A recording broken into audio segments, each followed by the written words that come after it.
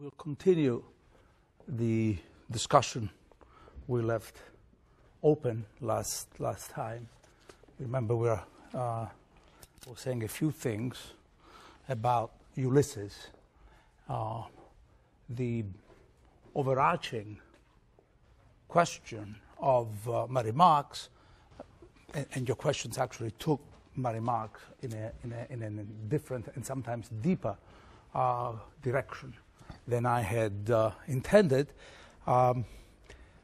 is the whole issue of Ulysses, but around Ulysses, Dante's reading of what we call the Hellenic world. Around Ulysses is, appears in Canto 26 with Diomed, who is silent.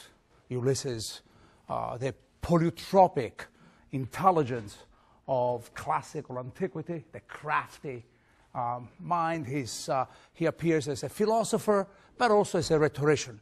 And at the same, and this is exactly that kind of complicity between the two modes that Dante wants to explore. But let me continue with this overarching theme. The overarching theme is the reading of the Greek world. You remember that we saw Eteocles and Polynice, that clearly for Dante is the knowledge of which is filtered through a Greek Roman poet, Statius, who was born and lived in a Greek Roman city, Naples. So he's discussing through Eteocles and Polynice the whole story of Thebes, the two brothers who are enemies, the enemies' brothers, and therefore the tragic history, the tragic knot of Theban mythology. Then there's Diomed, who is silent, but above all, the focus of the canto falls on the greatness of this hero. Ulysses, who I repeat, plays a pivotal role in Dante's imagination. He's a paradigm, he's a paradigmatic role.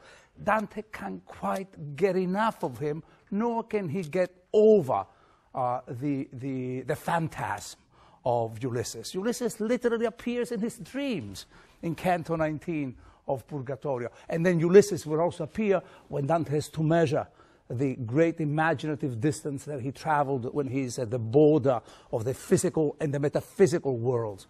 He looks back and he will see Ulysses. Or he'll remember, he will see the place which has been the place of Ulysses' transgression. Because this is apparently Ulysses' sin.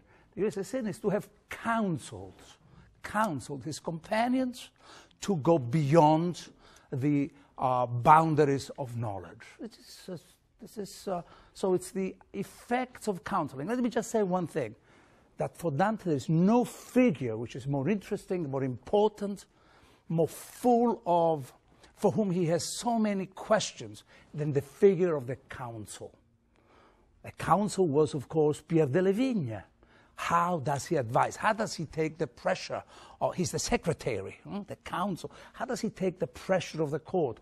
What does he counsel Frederick the Great, his emperor, with? And then we're going to see other counsels. We're going to find very soon, later today, a Provençal poet who literally advises war between father and son. He divides father from son. He breaches the unity of the body politic, and we'll come to that in Inferno 28. So Ulysses is the counsel who he gives the wrong counsel to his companions. He makes rhetorical promises which he knows he cannot quite keep. They are grand questions, but what questions does he pass on to his companions? What he says is, after the captivity, after their being in bondage to Circe, he wants to reform them, the companions, who, as you know, according to the story that Dante may have read in medieval accounts of Ulysses, had been metamorphosed into hogs, into pigs, into Epicureans, had yielded to the pleasures of sensual happiness, the sensual understanding of happiness. And he says, you were not made, this is the speech that he makes to his companions, you were not made to live as beasts, an allusion to Circe, to Circe's metamorphosis, but to pursue, to follow virtue and knowledge. This is a grandiose advice that he gives. A grandiose advice, but which has one problem, that Dante praises him, and that's not necessarily the major problem. He praises Ulysses and his companions as they are going to go beyond, as they are going beyond the Pillars of Hercules. It is as if Dante implies, and seems to agree with, if one were to read the trajectory of the Divine Comedy, that there is no knowledge worthy of its name unless it is connected to some degree of transgression. That somehow transgression is part of knowing, of an original and new knowing. Ulysses has to go beyond the limits of the known world in order to truly uncover, discover something anew that nobody else knew, that makes him, as they used to say, a Renaissance figure avant la lettre. That's the way he's known. You know, there is the famous joke of Ulysses, and the graduate paper refers to Ulysses as the great hero who is with one foot firmly rooted in the Middle Ages, and with the other one he salutes the rising sun of the Renaissance. It's a little bit of a comical account of Ulysses, but it gives you a sense of the novelty that he represents. So there is this bit of a transgression, but Dante doesn't seem to be terribly bothered by it, since he himself, under different circumstances, is engaged in exactly the same kind of transgression of the perimeter, apparently the geographic, even the cosmic perimeter. He goes beyond the sun. He even goes farther than Daedalus, and certainly farther than Icarus, these other mythical coordinates with them. How does Dante find out, how does he want us to know that somehow the promises Ulysses makes to his companions, he wants to lead them to virtue and knowledge, may really be a faulty promise? And this is, I think, the substance of the canto. Dante will refer to it with a famous metaphor as a mad flight. Remember, Ulysses recounts how they made flight out of the oars, mixing metaphors, as Dante had done before, the maritime journey and the air journey. This is the journey, the flight of the mind, the flight of the intellect, as if it were described by a sailor. Ulysses is a sailor.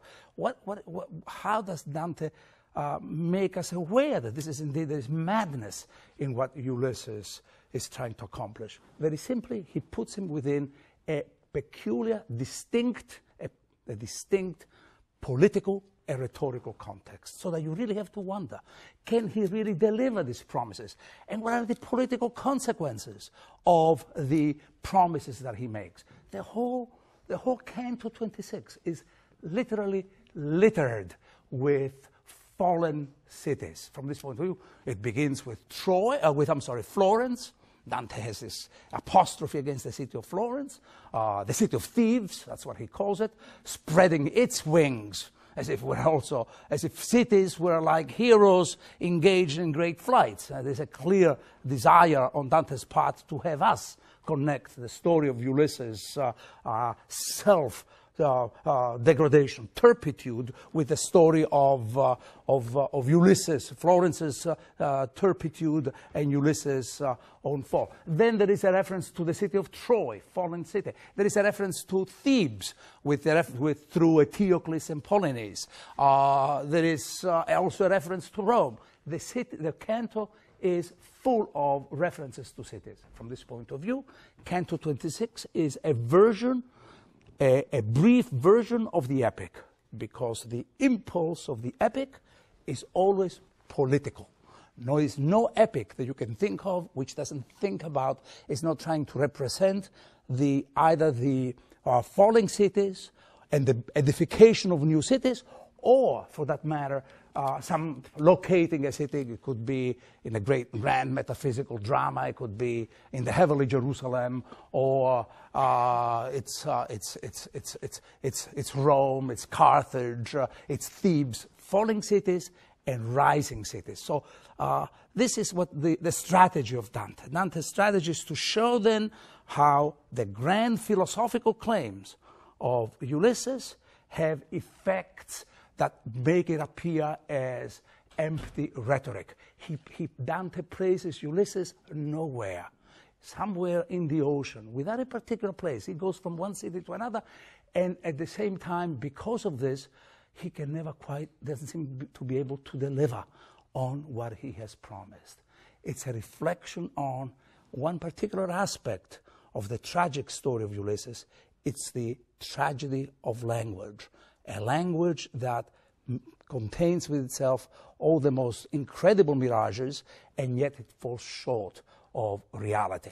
Ulysses is literally placed in the empty ocean, away from all responsibilities and all locations.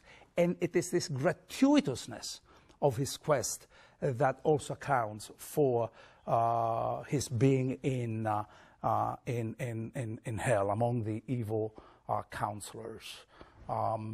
Okay, so this is what I was trying to tell you last time, and I think that I have added on today a few other details, but we can go back to that if there is to be a discussion, and I hope there will be a little later.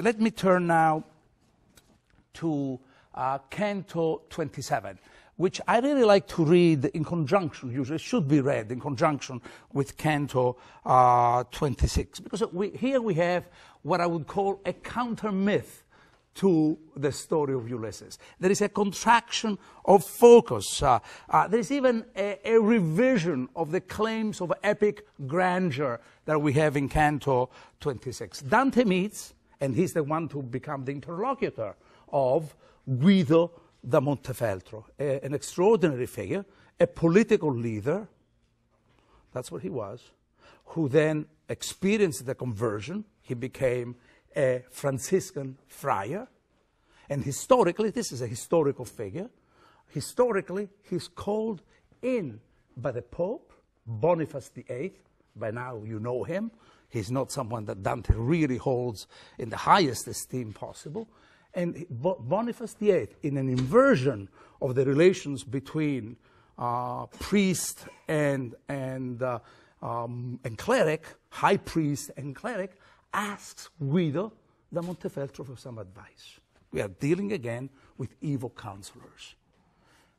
And the advice is the following. You have to teach me, you're a great man of arms, you have to tell me what are the strategies I should pursue in order to conquer Palestrina, a small town. You may know it as a place of the origin of a great musician from there, but a small town near Rome. I want to conquer and destroy the city of Palestrina. You tell me how I am to do this.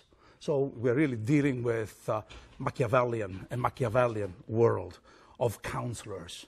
For Machiavelli, it's actually the language of Machiavelli, avant la lettre. Machiavelli takes the language, I think, that Guido will deploy for himself. At one point, Guido says, my works were those of, not of a lion, but of a fox. And you remember these are the two attributes in the prince of Machiavelli that the man, the perfect prince ought to have. That is to say, the perfect prince is the one who knows how to use strength, but how to use also slyness. You have to know when you have to be crafty and foxy. You have to know when to be violent and lion-like. Two images that clearly originate from Cicero.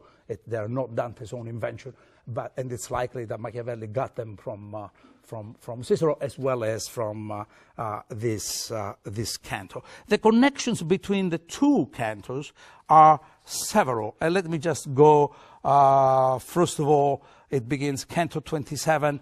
There is this reference to the Sicilian bull, clearly a counter to the Trojan horse of the previous canto. A Sicilian bull which bellowed for the first time, and it was just with the cry of him who had shaped it with his file, used to bellow with the voice of the victim, so that though it was the brass, he had seemed pierced with pain, thus, etc. What is the story? It's exactly the same, a version in, let's say, demotic, vulgar version of the great situation of what has happened to Ulysses. Ulysses is condemned to be held prisoner in the flames, and the two tongues of fire, literally tongues of fire, because here is a rhetorician, the philosopher, the Neoplatonist, who actually is a rhetorician, trying to persuade others about his ideas, and managing and being very proud of his success, but then he gets caught by his own tongue. It's always the temptation of the artist himself. It's Daedalus who builds the labyrinth and gets caught by it. It's the story of the artist who becomes a captive of that which he himself has constructed. This is true for Ulysses, a rhetorician caught by his own language. And here Dante begins with the story of the Sicilian bull, the first victim of which was the artist itself. So I think it's literally a way of reflecting on the scene that precedes it. Virgil and Dante are interrupted. Lines 20. O thou, to whom I direct my voice, and who just now spoke in Lombard. What an extraordinary little misreading of the language, of the rhetoric deployed in the previous canto. You remember that in the previous canto, Dante has Virgil go out of his way to say, don't talk to these people. They are Greeks, so let me talk to them. But now from the perspective of Guido da Montefeltro, we're not speaking some kind of Homeric, Attic Greek. They are speaking a dialect of Italy, which is to say that language, it's not a question of what kind of style you're using. Language always shows a sort of distance. It shows you yourself where you are. And the kind of distance that you have from the world of truth, or the kind of proximity that you may have to some self-complacencies, as in the case of Ulysses. So you who now spoke Lombard, clearly a way of reading the pretense, the rhetorical, stylistic pretensions of the other two speakers in the previous canto, saying, now go thy way, I do not urge thee more.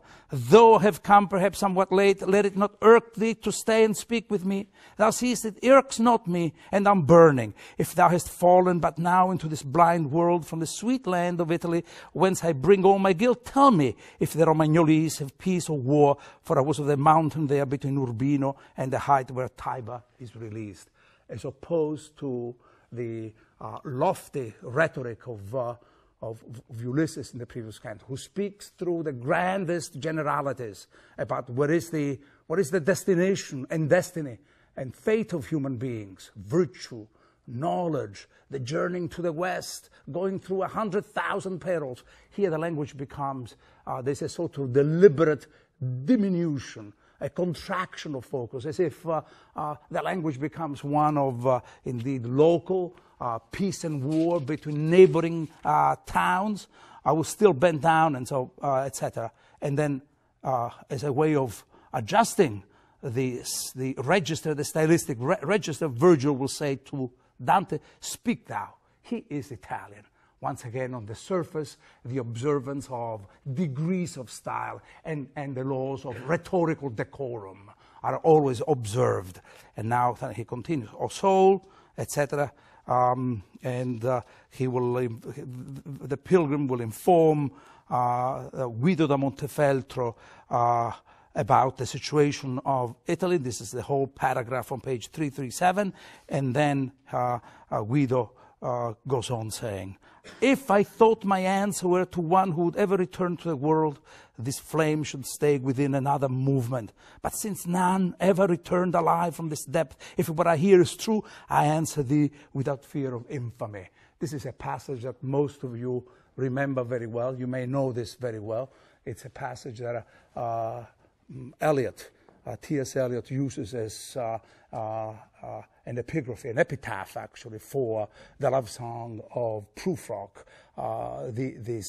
So it gives you an idea of the kind of reading that Eliot has of his own, or the solitary, this man Prufrock, and the kind of infernal reality that his figure also evokes. What I want to emphasize, though, here at the level of style is how Guido speaks. Curses, hypothetical sentences, parenthetical remarks, that just a style that is deliberately goes contrary to the smooth, high, once again, high style of Ulysses in the preceding canto. And then I was a man of arms, and then a corded friar, thinking so girt to make amends. And indeed my thought had come true, but for the great priest, here is the curse against Boniface, may ill befall him who put me back in the old sins, and how, and wherever, and wherefore I would have thee hear from me. While I informed the bones and flesh my mother gave me, another reference to birth, with which, as you know, characters start telling us their story.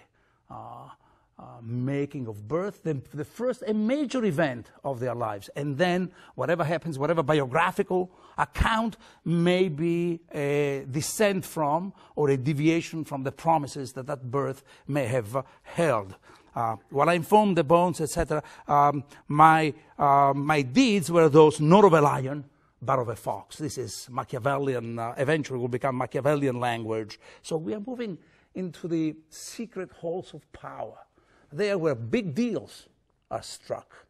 Big deals like the destruction of cities, where the Pope will ask the secret advice from his counselor. And let's see what he says. I knew all wiles and covert ways, and so practiced their arts. I cannot but remark to you how Canto 26 also takes place through the language of concealment and covertness, right? Even, which is, in Italian, it's actually the language for thievery at the same time, the furtiveness of it all. Remember Dante speaks of the sun through a periphrasis to say that it was hidden, the sinners are hidden and concealed from view in the tongues of fire. This is the language of manipulation, of the political stratagems and machinations. And here it becomes highlighted and made visible to us.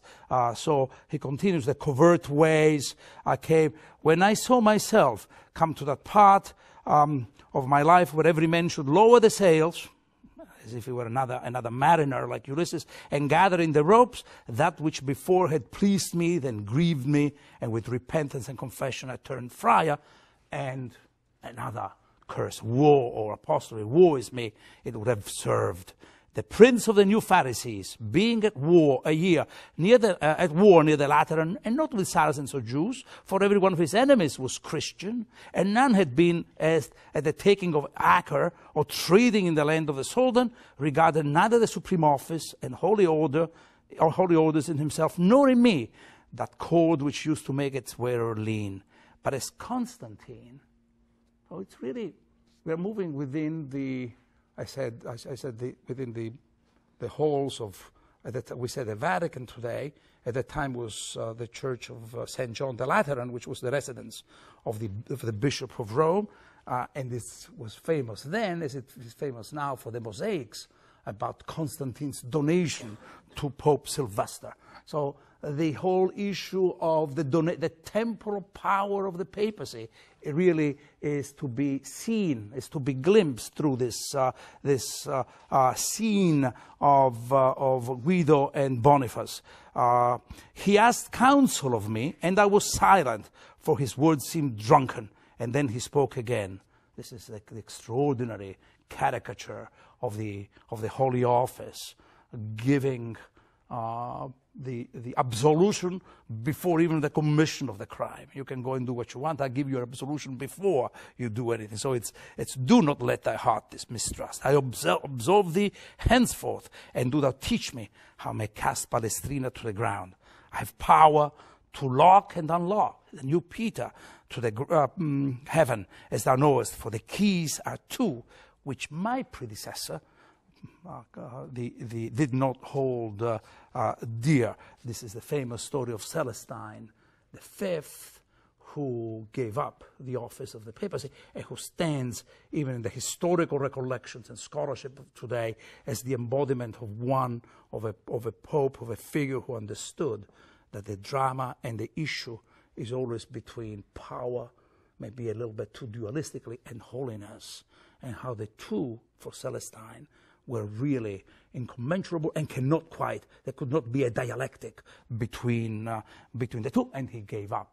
Dante refers to him with a little bit of harshness for not being heroic enough and withstanding the tide of corruption and deciding to retreat into contemplative life.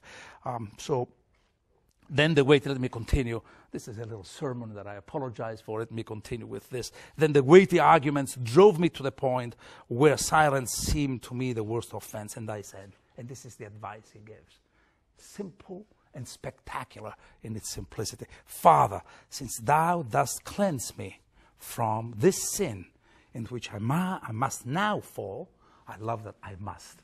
I cannot. I find it so irresistible, especially because now I'm guaranteed of this absolution. I can really go on and do whatever I want. So there is not just a coercion on Guido, but a kind of pleasure that he feels. You know, he feels now that it's a necessity for him to go out and perpetrate and commit the evil he will perpetrate. And this is the advice.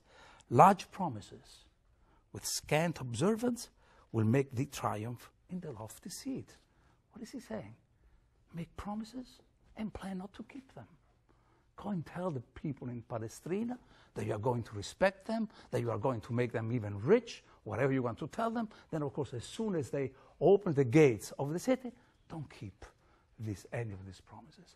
This is a restatement, by the way, that finds its original source in Cicero's text about rhetoric, which is known as, it's not really Cicero's, but it was thought to be Cicero's. And this is the text. It's from the person to whom it was dedicated. It was meant for this Erenium. It was thought in the Middle Ages to be Cicero's rhetorical treatise. And the rhetorical treatise is based, this whole treatise, as many other treatises, are based on one premise, that rhetoric is the art of making the city and the citizens agree in order to keep the city going. And in a properly governed city, promises are made and they're always going to be observed. It's a way of explaining rhetoric in moral terms. What Dante is saying is that those kind of dictates, those kind of propositions can easily be turned around, and they are being turned around in the practice, in the historical practice. Then, etc., as soon as I was dead, Francis came for me. There is a little rivalry between Francis and the devil, fighting over the soul of Guido, and Guido is, Francis loses, and Guido is, of course, here in hell. I mention these details because you will see that Dante will pick up this genre of medieval disputation when later in Purgatorio, in a couple of weeks, we'll hit the canto, Dante meets Guido's son. Because in this poem, fathers and sons do not necessarily belong in the same moral space. And sons do not necessarily follow in the footsteps of their fathers. So you will see how Dante echoes this whole scene, and this is a kind of prefiguration. I'm giving you a prefiguration of things to come.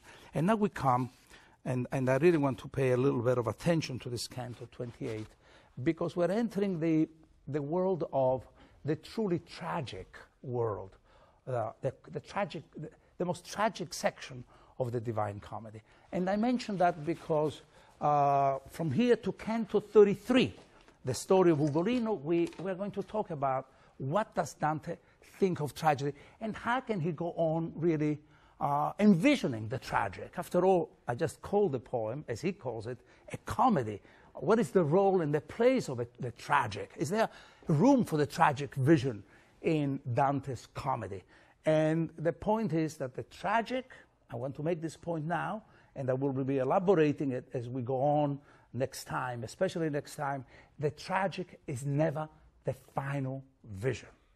And I will go on even saying something now, that the essence of tragedy is always linguistic for Dante. It has to do with issues of the inherent ambiguities of language, the impossibility of decoding and deciphering what is being said by one statement as opposed to another. Here Dante begins then with a reflection about tragedy. Where are we now? We are in, well, Canto 28. It's the Dante encounters the one figure, the figure of Bertrand del Born, who was a Provençal poet.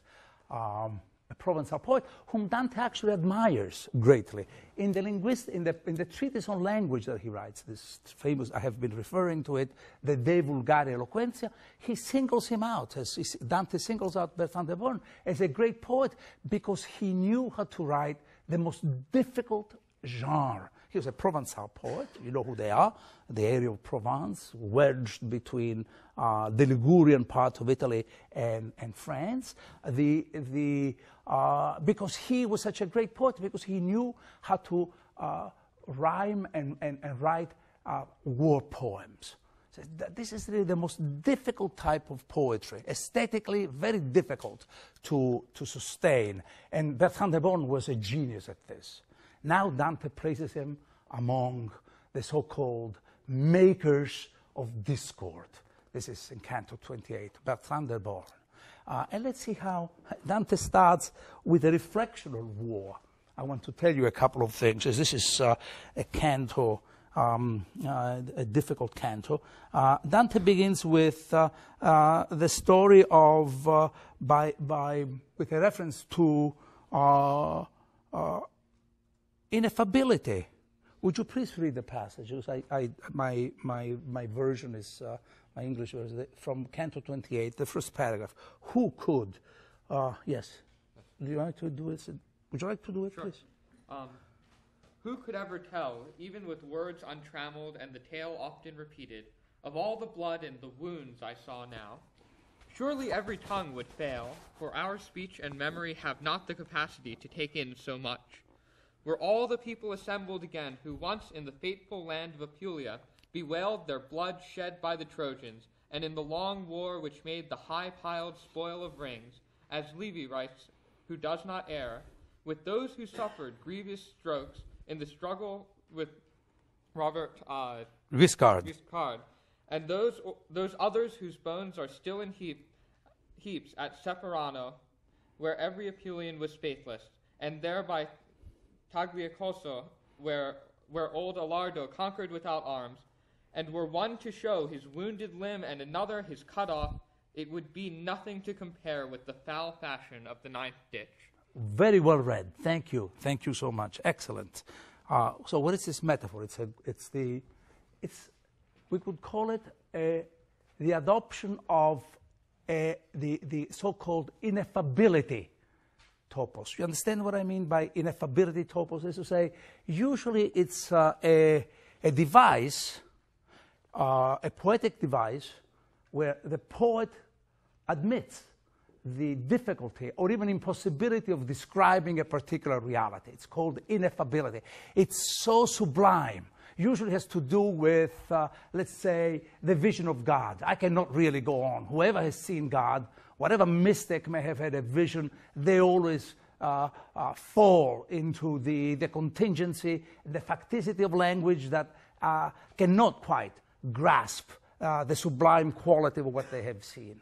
Dante now deploys the same device for the world of, let's call it for what it is, the evil world. It is as if hell now has its own sublimity, a sublime quality that is parallel and counter to that which Dante will witness in the divine spectacles at the top of paradise.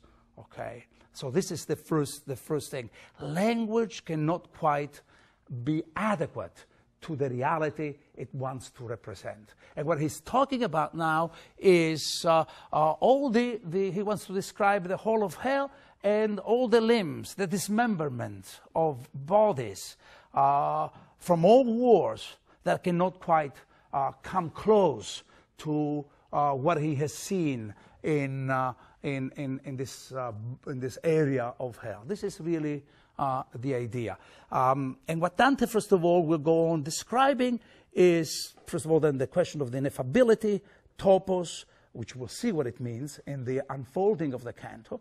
And let me just continue actually with this. Then the canto really comes to a close with the meeting with a poet, Bertrand de Born. So we go from the language of the ineffable, and a language of the ineffable that has also this little detail, a reference to Livy, a Roman historian, and his voice and his authority are unquestioned. Livy cannot make mistakes. Historians are unerring in their chronicles, in their accounts of what they have seen. But somehow the poetic voice is not quite the same thing as the historian's voice. Do you see what the tension is in the first few lines of the poem? And then the canto comes to a close with a different form of poetic reflection. Dante is here describing something altogether different. The meeting of Bertrand de Born. Look how this scene, this is the end of Canto 28. I stayed to watch the troop, and I saw a thing I should fear simply to tell without more proof. Another, the threat of the ineffable once again. The poet is unable to represent, feels the difficulty of representing the extraordinary quality of what he has seen. But that conscience reassures me, the good companion which emboldens a man under the breastplate of his felt integrity. Verily I saw, and I seem to see it still, a trunk without a head, going as were the others of the miserable herd. And it held the severed head by the hair, swinging in its hand like a lantern, and that was looking at us and saying, woe is me. Of itself, it made for itself a lamp. And they were two in one, and one in two. Strange arithmetical language. The divided body of Bertrand de Born. He is a maker of discord, and he's being punished by having his own body divided from itself. I'll come back to this metaphor in a moment. But the idea for now, stylistically, is that the two is one, and one is two. How it can be, he knows who so ordains. And mathematical language, as if there is no equality even possible. Remember, that was exactly the language that he used for the metaphor, the impossible metaphor to contain all the description of all the battlefields and all the dead people at the beginning of Canto 28. I cannot find a metaphor that somehow can equal, can give an idea, a fair idea, a proportionate idea of what I have seen in these bodies, one on top of the other, limbs accumulated one on top of the other. And now Dante is using, again, the language of a quantity, but sort of making us think that somehow there is some equality or some rationale in the disparity of one being two. I don't know, he says, but he knows, God knows who so ordains. I don't know. That's what the statement means. When it was just below the bridge, it raised its arm high, and with it the head, so as to bring its words nearer us. And they were. See now my grievous punishment, thou who breathing goest looking on the dead. See if any other is so great as this. Clearly, this is the first character in hell who complains that the punishment inflicted on him is really beyond all justice, beyond all proportion. There's no proportionality between what the punishment he gets and the crime he has committed. He proceeds to explain. And that mayst bear news of me, know that I am Bertrand de Born, he that gave evil backing to the young king. And he explains, I made rebellion between the father and the son. I divided father and son. Achitophel did no worse. Biblical typology for Absalom in David with his wicked goadings. Because I parted those so joined, I carry my brain, alas, parted from its root in this trunk. Thus is observed in me the retribution. What is going on here? It's a number of things. Let me just explain a few things. Why should Bertrand de Born, the poet, be the one who bears now visible the mark of the division on his own body? We know that this is the way punishments occur.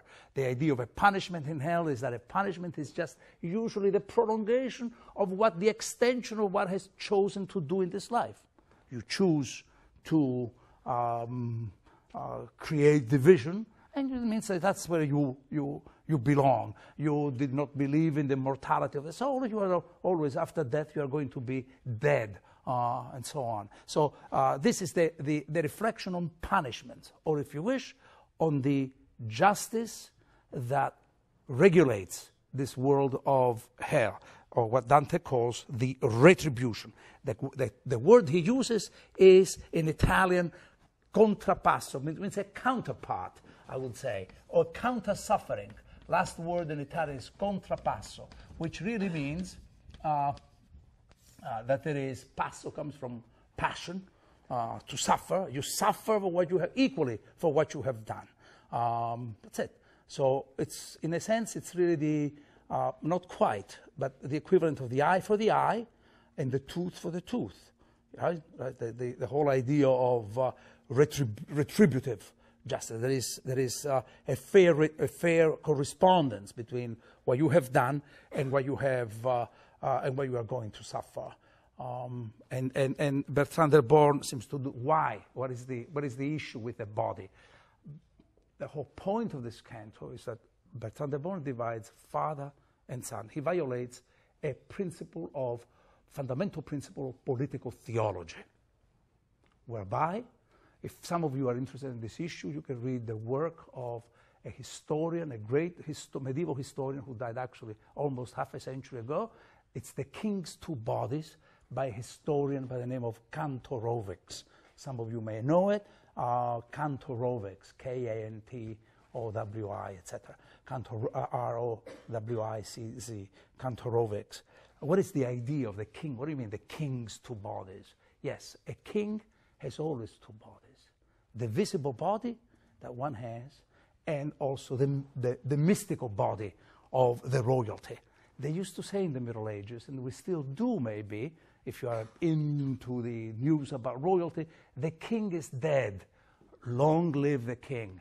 The king never dies. And the king never dies because he has always two bodies. There are two bodies of the king. I may die as an incumbent, but the office of the king always remains. Okay, this is fundamental.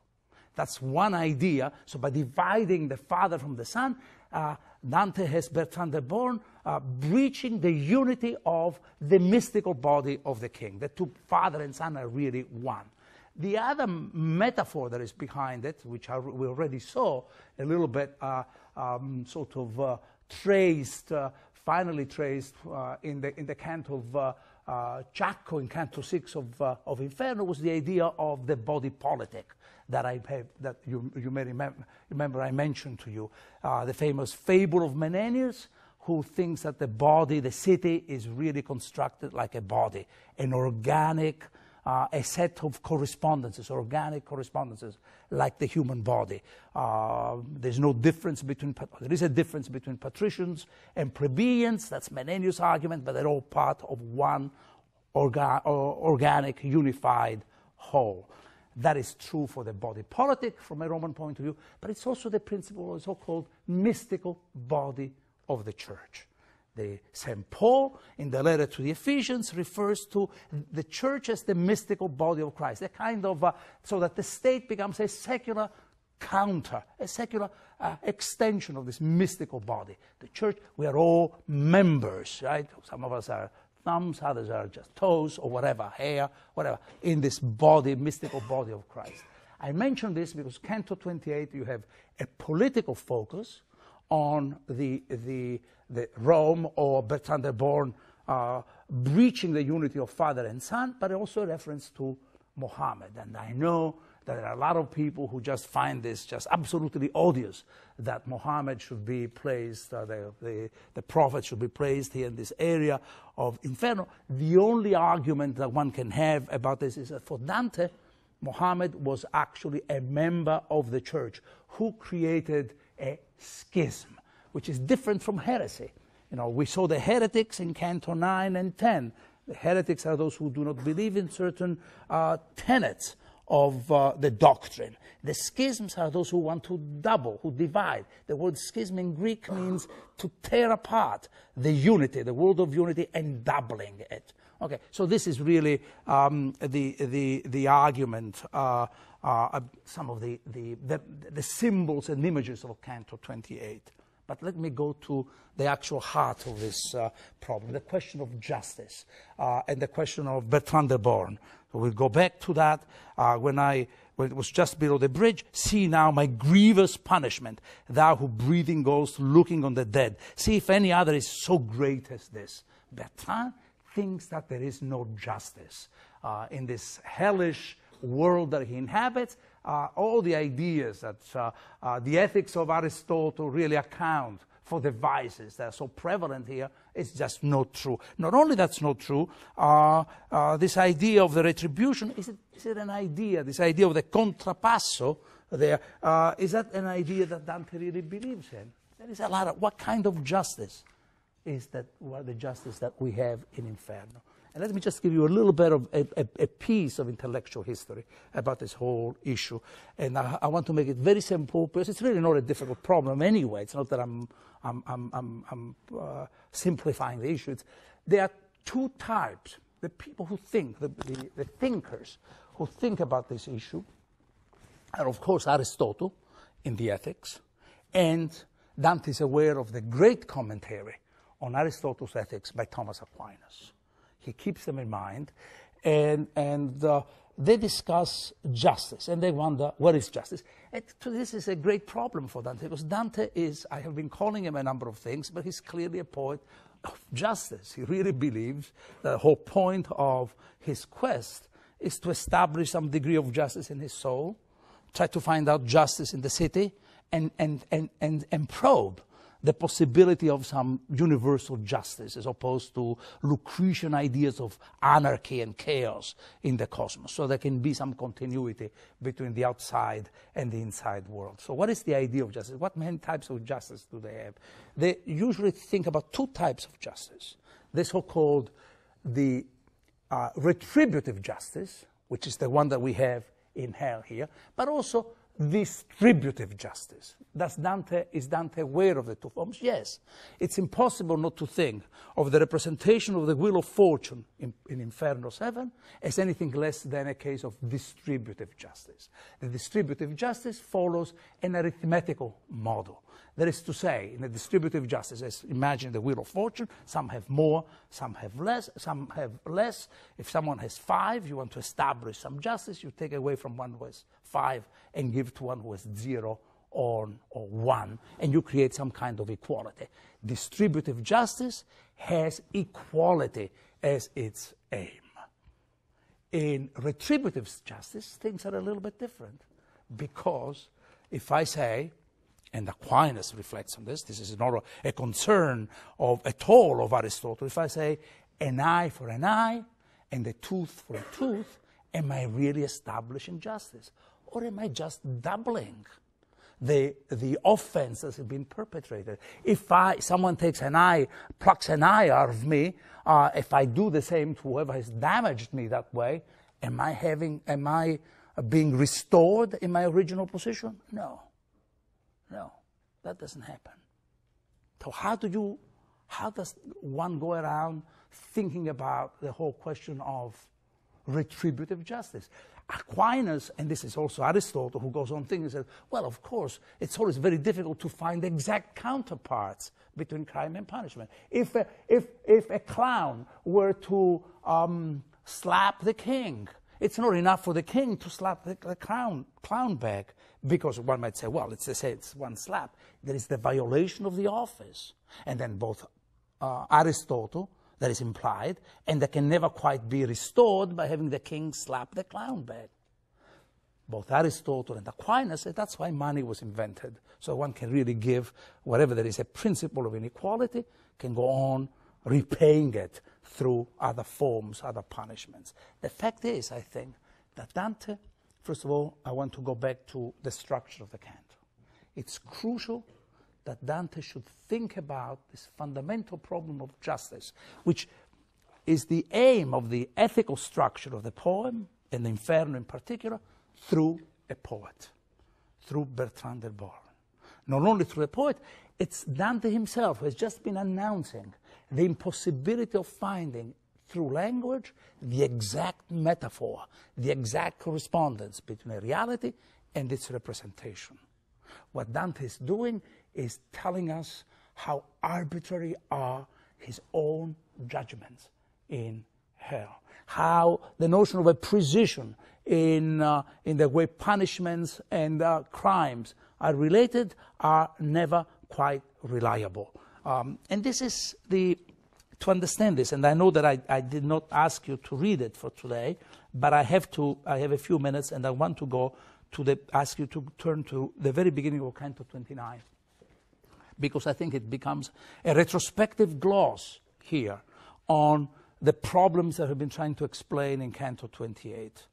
Dante goes through and other forms of, he will enter the world of the so-called alchemists, those who are engaged in diabolical mutations, unnatural mutations, personifications, impersonators, disguises, etc. But before he gets there, there is a little long passage. It's the first time in the whole poem that usually you know what the narrative economy of each canto is. Dante comes to the end of the poem, of a canto, and usually closes off with that particular sin or the particular sinner. This is an exception. Dante goes into Canto 29, and whatever situation he has been describing in Canto 28 keeps reappearing, worries him in some way. Let's see what worries him about this. The many people and the strange wounds had made my eyes so drunken that they were fain to stay and weep. But Virgil said to me, "What art thou still gazing at?" The pilgrim is looking back at what he has seen. "Why does thy look still rest down there among the miserable, maimed shades? Thou hast not done this at the other depth.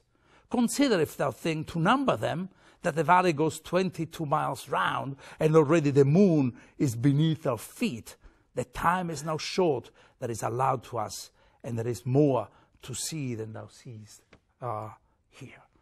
Once again, numbers, arithmetical language. What is the measure?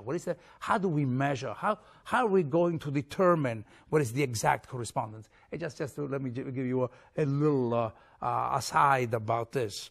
As you know, a great reader of Inferno, and actually he began his career as a commentator of Dante, was Galileo the scientist. That was the first work that he did. He published a famous work on Inferno. He tried to find out what the actual size of the whole of Inferno was, just by going by this little detail about where Dante gives the radius. And he comes up with the idea that Inferno is as large as the city of Florence, which is something that he probably would have said anyway, whether there was a mathematical proof for it or just his own joke. I'll leave it to you to decide. Let me continue with this. "If thou hadst given heed to my reason for looking," I answered then, "perhaps thou wouldst have granted me a longer stay." Meantime, the leader was going on, and I went after him, already making my reply, and I added, "Within that den, where I held my eyes so intently just now, I think a spirit, a kinsman of his, one of my blood, weeps for the guilt that cost so much down there." Dante knows that a relative of his is in this den of hell. Then said the master, "Let not thy thoughts be distracted about him henceforth. Attend to other things, and let him stay there. For I saw him below the bridge, point at thee, and threaten fiercely with his finger. And I heard him called Geri del Bello, reminding him, here I am. Thou wast so wholly occupied with him who once held Hotford that thou didst not look that way till he was gone. And Dante responds, O my leader, I said, the violent death which is yet unavenged for him by any that is a partner in his shame made him indignant. And for that reason, as I judge, he went on without speaking to me, and by this he has made me more compassionate with him. What's going on? How is this related to the previous canto? And I think it's fairly clear. Dante meets a kinsman of his who has been killed, and that death is unavenged. And clearly is going to be unavenged. Is going to remain unavenged. Dante is so overwhelmed by pity and compassion, but he does not say, nor does he promise that he's going to go out and take revenge against the killers of his relative, Geri del Bello. What he's doing is redefining the notion of justice. The idea that justice is a doubling, or could be of the crime. You know, someone is doing something, kills a kinsman of mine, I'm going to go out and kill your kinsman. Because that's the way justice could be understood. The idea of justice as revenge, as a way of establishing the precise relationship, is what Dante is giving up here completely. It's retrospectively a gloss on what I have been saying, that the notion of justice as the eye for the eye, or the tooth for the tooth, is no longer valid in this context. No longer valid. And I think this is the beginning then of Dante's worrying about what is the nature of God's justice, how arbitrary is my own claim of authority in describing these very issues, and continuing with this reflection, as we shall see next time. So let me see if there are questions now and about this whole problem, the problems we've been dealing with today, or whatever problems you may have.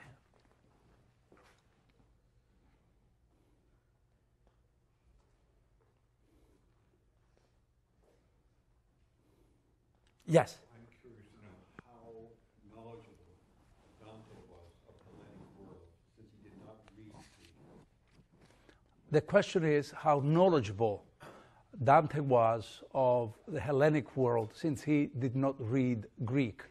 And my answer is yes, indeed, he did not read Greek at all. For that matter, nor did Aquinas really read Greek. But so he knew the Hellenic world through Latin translations of texts, like Aristotle's was being the Ethics, the Treatise on the Soul. Plato he knew. He knew medieval romances that would be dealing with the so-called, medieval romances deal with the matters of France, the matters of Rome, the matters of Brittany, the Roman of Alexander, which is part of the Hellenic world. He knew he lived in Ravenna, which was part, by the way, till the year 1200 and more, and later was part of the Exarchy, a Greek Exarchy. The Church of Ravenna was Exarchate, as it's called. So he knew this is there were the resources and the conduit of his knowledge of the Greek world. Latin, and whatever survives in Latin. I mean, for the philosophical schools of the Greeks, clearly Cicero on the ends of man, the Finibus. That is really the source book for whatever I have been saying about Stoics, Epicureans, Aristotelians, etc. He had some idea, Dante had some idea of the metaphysics. I mean, he writes about the Convivio, he writes about the need to connect ethics and metaphysics, for instance. So he knew, that's what he knew. I could even add that I'm sure that actually there is going to be in Washington, D.C. in about a year. We're going to have a conference. We're going to hold it in Washington for a number of reasons about on Dante and the Greeks. So if you stay in touch with me, I'll let you know what happens. But one thing that we are really looking at are the mosaics, the art world, the relations, the connections with Greek artists. We'll be traveling, and we're in Rome, in Sicily. Yes, that's what he knew. Yes? Why is it appropriate for Dante to move on from contrapasso punishment, but for God to keep it in place in hell? Like, how does Dante reconcile those two things, that hell is supposedly a just place, but he's not supposed to look back towards, like, Canto 28, or he's not supposed to... Yeah. Well, the question is, going back to the problem of justice in Canto 28, and then 29, how can Dante go on having some kind of hesitations about the idea of justice and at the same time hold the place in hell in place according to some criteria? And the answer is maybe will appear a little bit complicated, but I'm not sure that it's complicated. This whole language of doubts about authority that Dante has, the authority of himself as the one who can administer justice, the authority about himself as even capable of remembering that which he has seen, and therefore the authority of the poetic voice. This is very extensive and really goes into all directions. Has a counter to it. That's not the only aspect, the only facet of Dante's text. The way I see that is that he's also capable of taking on a prophetic voice, so that he appears as the one who has, by a singular grace of God, been chosen to explore the world in the beyond, which is really caught and understood in the most physical and direct way. So the two voices are simultaneously present. And so how does one condition the other? I think that is really the tension of this poem. Dante is both a prophet, and Dante is the poet who knows the arbitrariness of this construction. He's the poet theologian and the poet, the poetic allegorist. The two voices are simultaneously present. And what is the point of doing this? Is in many ways, this makes the poem the actual experience of a pilgrimage. That is to say, it's how you connect yourself, a kind of judgment do you give of the realities that Dante is representing, that is going to reveal to you yourself who you are and where you are. It's a way of shifting the point of Dante's, the poet, the voice of the master who can tell you how things are, to the interpretive journey, to an allegorical journey where you're going to decipher, and all the time involve yourself in this story. This can turn out, I think this is his wish, the story which is his journey can turn out to be your journey. You can tell your own story. Do you see what I'm saying? And that's, I think, it's a very good question, and I hope I've been clear in answering this. You may agree or not agree with it, that's another story, but I hope I've been very clear in the answer. Yes? Actually, ask one more question. In terms of the narrow issue of justice, do you think that Dante doesn't have so much a problem with the system of eye for an eye as with the idea that only someone with the intelligence of God could accurately see the correspondences and prescribe the right punishments for the crime? So it's not that the actual system is bad, it's just that Dante and humans can't presume to make those judgments. Yes. The other question that follows, the follow-up question is, then does it mean that can one say that Dante actually doesn't have problems with the basic structure, but only with the human ability to grasp how it works? And I would agree with that. Yeah. However, I think that what he really has problems with is the notion, which was a practice at the time, the notion of revenge, the way of understanding justice as revenge. Now, even the Bible will go on and tell you that revenge is mine, so says the Lord. But Dante would say that's God's voice and not the human voice. So he clearly has an objection to that. And is there some implication? Because that's really, I think, what you're asking me. I hope that's what you're asking me. Otherwise, I'm completely off. Is there some implication that the universe itself, its divine economy, there may be something unfathomable, right? And I would say yes, that the whole question of justice is really something we cannot quite measure with human instruments. There is one great metaphor that Dante will give in Canto, I believe, 19 of Paradise, where he goes back again to the question of justice. And he talks about justice in terms of the salvation of the Hindus. You know, why shouldn't they be here? I mean, he wonders about that. And the answer that he gives, he says, the question of justice is like the sea. When you are really near the shore, you see the bottom, and everything seems to be, the waters are clear and transparent, and you really seem to touch bottom and see the bottom. As soon as you go in, then the unfathomable ocean takes over, and the foundation, the ground of it all remains invisible and inaccessible. Do you see what the argument, that's the argument he goes on giving. It's not an issue that he has resolved here once and for all. He will go back to these questions. I have a question about the term you were using earlier. When you were talking about the ineffability, I couldn't make out if you were saying the ineffability trope. Yeah, I called it, because it's really jargon. The question is, I'm using ineffability trope. It's more than a trope, it's a device. I called it topos, which is a place where some, they talk about, topos is something that keeps, like a type, keeps repeating and can be used. Dante uses this idea of ineffability. Well, he's really talking about the impossible metaphor that can hold and represent two different realities.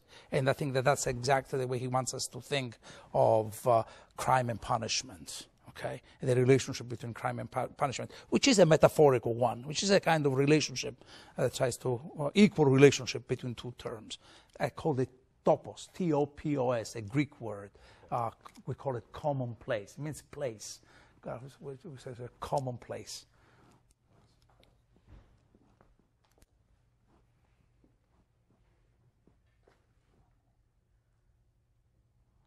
Okay, we'll see you